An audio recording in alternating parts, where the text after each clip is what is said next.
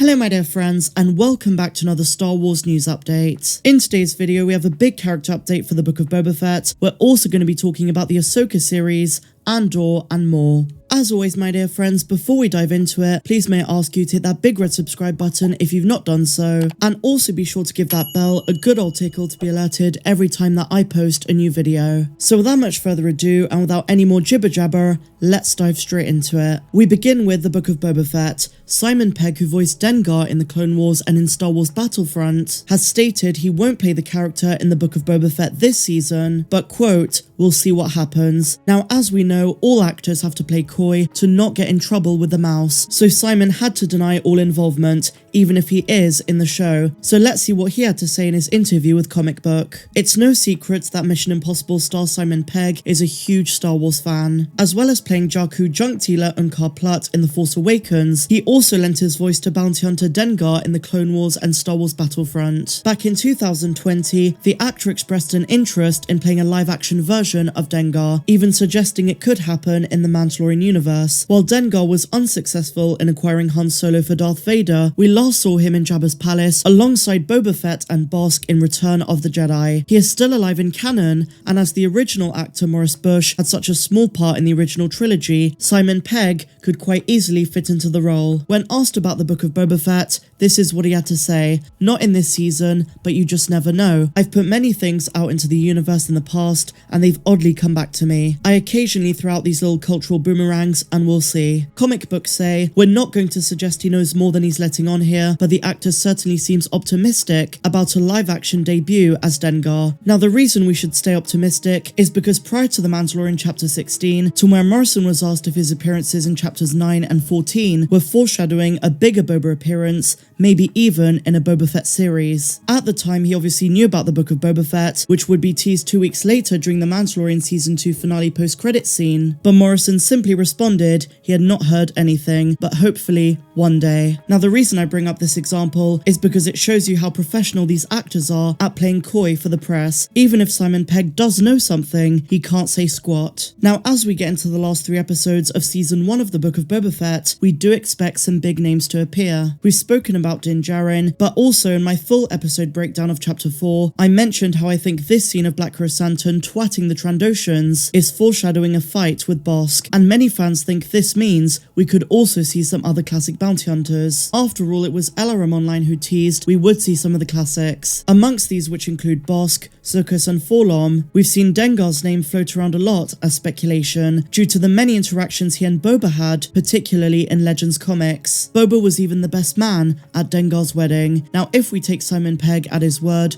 and we don't get Dengar this season, I honestly wouldn't be too surprised. There are so many other characters that would be a better fit for the plot of this series. And remember, as Simon Pegg kind of teased, we're likely going to get more than one season of this show, so if not in Season 1, then maybe in Season 2. But as I say, if he gave any answer apart from no, then it tends to mean yes, so we'll keep our eyes peeled. Based on his answer, I wouldn't be surprised either way, but I would definitely welcome an appearance from such an iconic original trilogy bounty hunter. Awesome stuff indeed. So now my dear friends, we're going to move on and talk about Mary Elizabeth Winstead, who is confirmed to join Rosario Dawson in Star Wars Ahsoka. As you may or may not know, she is the partner of Ewan McGregor, but her role in the Ahsoka series is undisclosed and highly secret. But popular speculation I've seen is that she could be playing Karen Farrow or maybe a Chiss. But as much as we speculate, we simply do not know yet. And as we're getting more of these confirmations of casting for the Ahsoka series, it's starting to feel more official. And I should also say, Vanessa Marshall has been involved in some test screenings for a Disney Plus series. Fingers crossed it's for Hera Syndulla in the Ahsoka series. In either case, I really hope that soon, Lucasfilm confirm Mena Massoud as Ezra and Lars Mikkelsen as Thrawn. It's just been rumour and speculation at this point. We've heard big outlets like LRM Online say the same,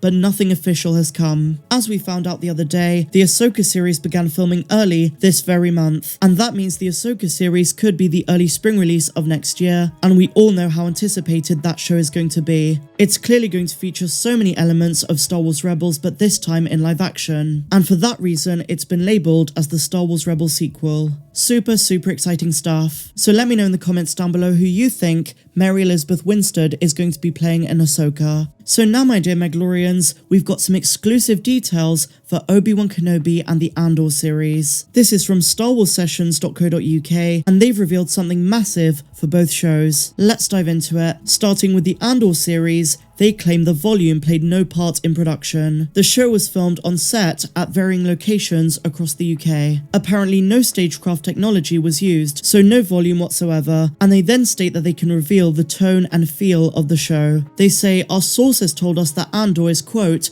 very dark. They put emphasis on very, and went on to describe it as the Bourne of Star Wars, referring of course to the Jason Bourne series of films, of which Andor showrunner Tony Gilroy was integral in the creation of. Now, given Andor's placement in the Star Wars timeline, this pretty much seems like a perfect fit.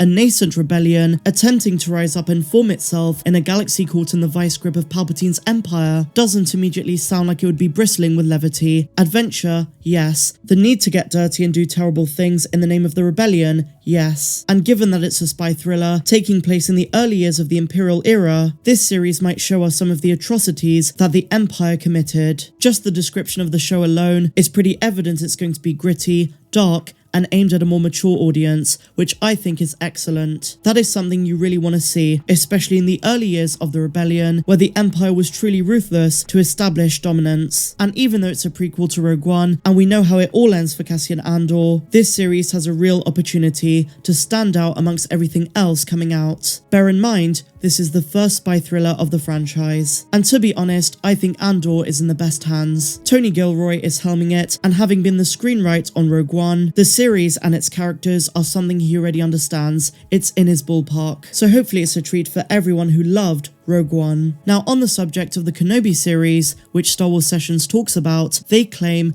this show is going to shock. They go on to warn this is a very new type of story for Star Wars, and how they don't think people are prepared for just how different this show is going to be. But the good news is, quote, all generations of fans, all generations will be catered for. This is truly transitional Star Wars. And I have no issue with new elements. I have no issue if this show is going to be different, as long as it's well written and has a solid plot, while also respecting the characters, especially legacy characters as big as Vader and Obi-Wan. They then say, although there's been no confirmation as to a release date, the most popular rumour is that it's going to release on May the 4th this year. And so finally, my dear friends, the Jedi Fallen Order 2 reveal date has reportedly been leaked. The date that we get the reveal of Jedi Fallen Order 2, which reportedly won't be the upcoming game's name, is reportedly set for May the 4th. We're expected to get some kind of teaser trailer as well as a release date, and Tom Henderson, the leaker, says it's expected to release in Q4 of this year. Henderson did not have any specifics to share,